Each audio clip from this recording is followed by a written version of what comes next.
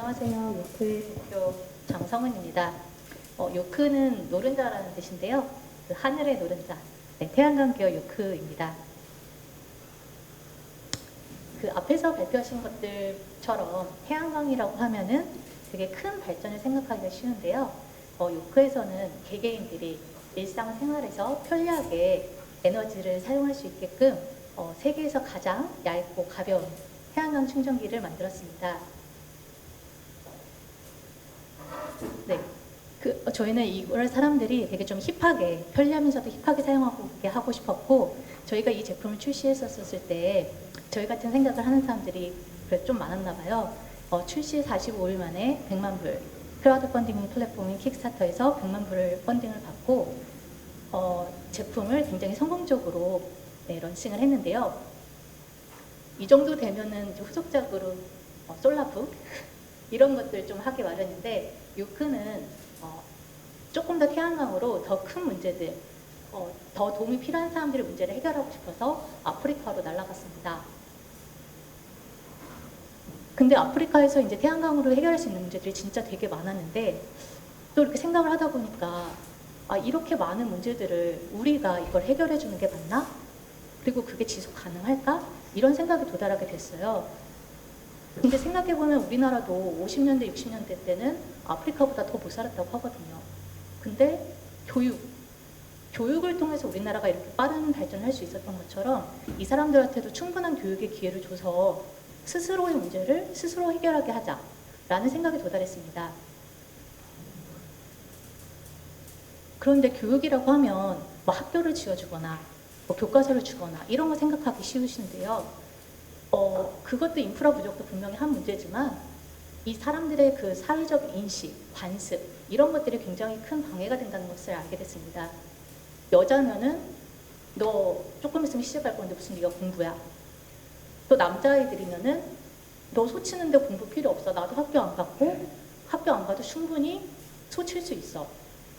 이런 그 부모들의 생각들이 아이들의 교육을 방해하고 있다는 것이었죠. 그래서 저희는 이 부분을 통해서 우리가 공략해야 될 것은 바로 부모님이다. 부모님이 키맨이다. 그래서 부모님을 어떻게 설득을 해야 될까? 저희는 태양광 에너지를 통해서 부모님들을 꼬시기로 했습니다. 저희가 했던 거는 이 아프리카 케냐의 그 포코시라는 굉장히 그 오지 지역이거든요. 그 학교에다가 그 솔라카우, 태양광 충전 스테이션이 솔라카우를 설치하고 여기 태양광 패널 보이시죠? 아이들에게 이 배터리를 나누어 주었습니다. 이 배터리는 솔라카우에서만 충전이 되는 것이기 때문에 매일 아침 아이들은 학교에 와서 이 배터리를 꼽아놓고 충전하려면 기다려야 되잖아요. 기다리는 동안에 아이들이 수업을 듣게 하는, 들을 수 있는 그런 시스템을 개발한 것입니다. 그리고 수업이 끝난 후에는 이걸 가지고 집으로 가져가면은 아까 앞에서 발표했던 것처럼 아프리카 오지 지역에도 굉장히 전기가 많이 필요합니다. 크진 않지만 작은 전기지만요. 그래서 핸드폰을 충전할 수 있고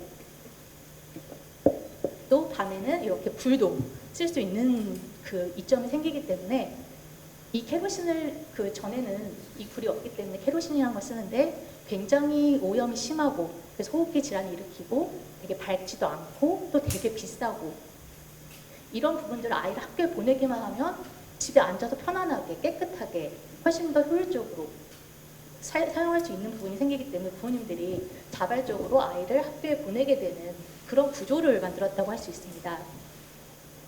그리고 또 재미있는 것이 이 솔라카우의 특징은요.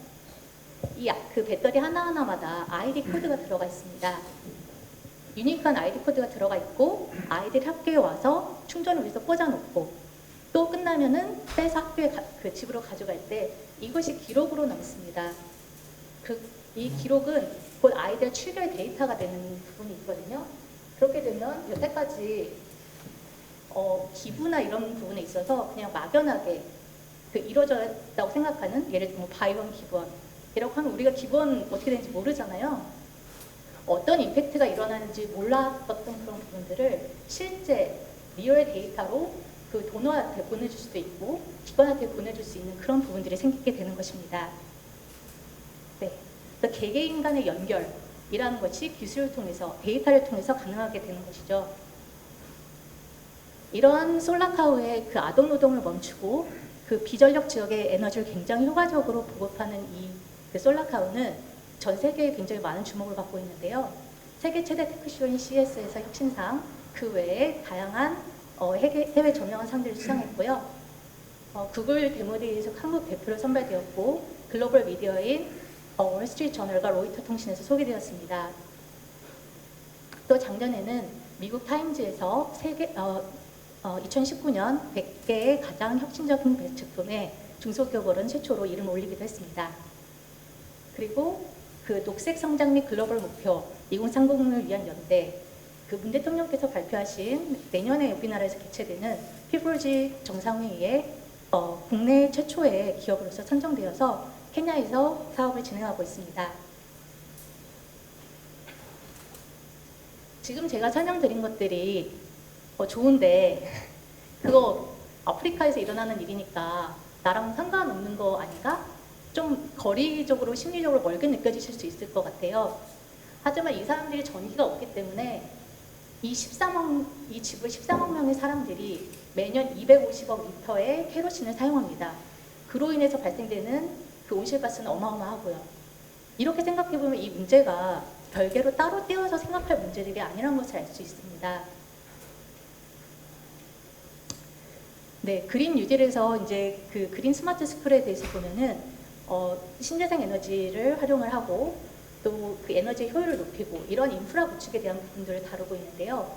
저는 이런 인프라 구축과 더불어서 이 미래 에너지의 그 소비의 주역인 아이들의 교육이 병행되어야 된다고 생각을 합니다. 근데 에너지 교육이라는 게 여기까지 도달하기는 쉬운데 여기까지 도달하는 게 어렵거든요. 왜냐하면 실제로 어떤 행동 변화를 한다는 거는 좀 어려운 일이에요. 귀찮을 수도 있고. 그렇기 때문에 어떻게 강한 동기부여를 부여하느냐라는 부분들이 굉장히 중요한 부분인데요.